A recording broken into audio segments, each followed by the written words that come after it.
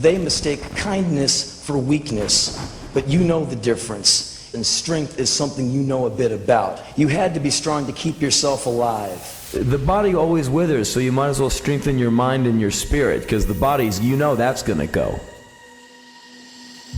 People, they're like leeches. They just like sit and hold on to you and suck on you for a while. It's kind of like a drowning pool, you know? All these people waiting at the bottom of the pool, and they grab up at your feet and pull you down. Whenever you stick your head out of water, they just love to pull you down. But if you get down and sink with them, then it's cool sailing, you know what I mean?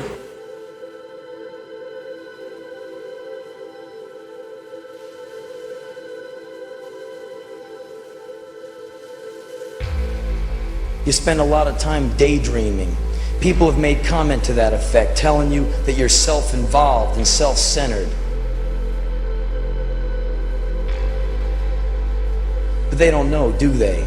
About the long night shifts alone, about the years of keeping yourself company. All the nights you wrapped your arms around yourself so you could imagine someone holding you. The hours of indecision and self-doubt. The intense depression, the blinding hate, the rage that made you stagger, the devastation of rejection. But they don't know, do they?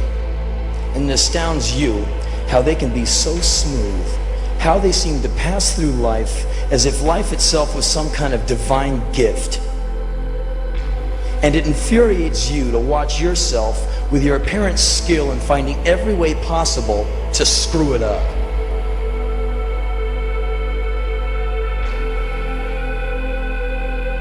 For you, life is a long trip, terrifying and wonderful. Birds sing to you at night. The rain and the sun, the change of the seasons are true friends.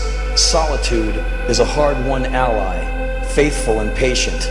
Always be able to go long, go alone, and go without. You learn to be invisible, to look down, to avoid conversation. The hours, days, weekends, the weekend nights alone. You couldn't figure out what they saw in the way they lived. Home was not home. Your room was home. A corner was home. Anywhere they weren't, that was home. You had to be strong to keep yourself alive. And you know yourself very well now. And you don't trust people because you know them too well. Man, you feel closer to people on movie screens. Every damn person who said I wouldn't be anything, I'm crushing them every day. And I wish them no ill. I just wish to shine brighter. And if it burns my body to a crisp, I'm happy to go right now. You spent a lot of time full of hate. A hate that was pure as sunshine. A hate that kept you up at night. A hate that filled your every waking moment.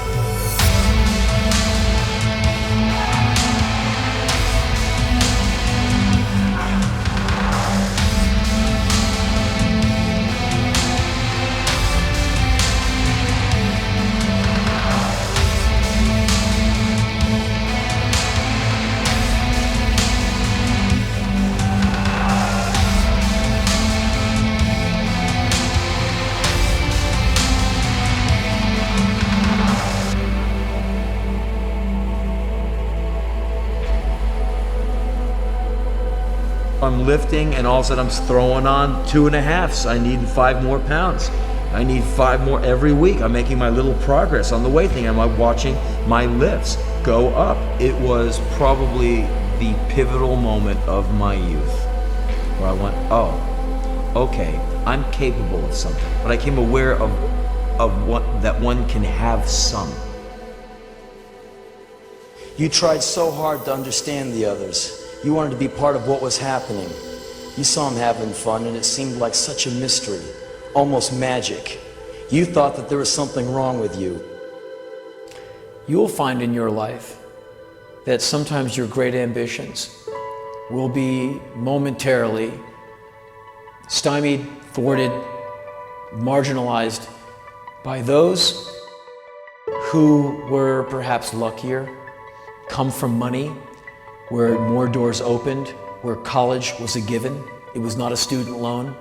It was something that Dad paid for. To where an ease and confidence in life was almost a birthright, where for you, it was a very hard climb.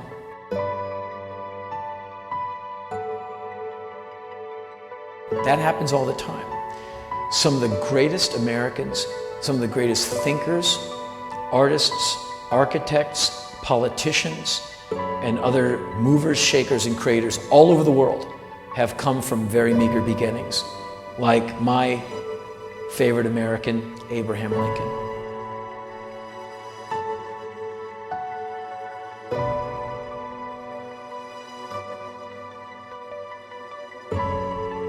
Just because you come from nothing, you must not let that be something that holds you back. And you will encounter people who never have to pay in full. They get to wreck the room and never have to clean it. They can get all the way through high school and never understand where a dollar comes from because they just get it given to them. You've suffered. Your humility has been tried. Your patience has been tried. Your resolve and your ambition has been tried.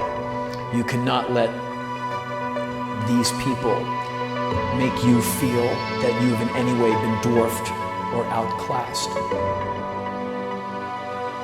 You must really go for your own and realize how short life is. You got what you got, so you got to make the most of it.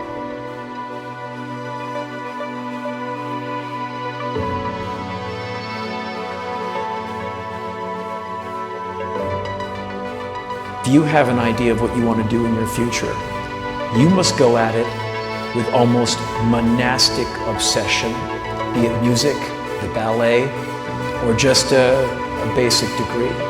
You have to go at it single-mindedly and let nothing get in your way.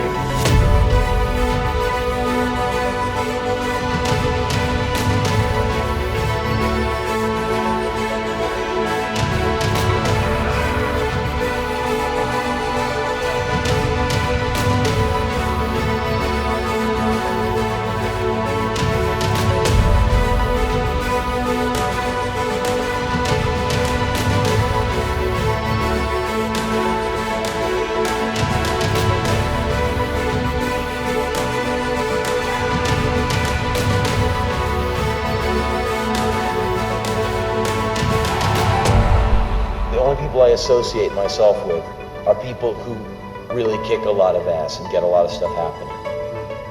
And anybody I hang around with are someone who is as busy as I am. If they smoke, I'm turned off. If they drink, I'm out of there. If they're stupid, I'm bored. If they're mean, I'm bored. If they're trying to use me, I'm out of there. So I guess I'm very picky. If they don't work out, I'm not interested. If the mind is lazy and the body's lazy, who cares?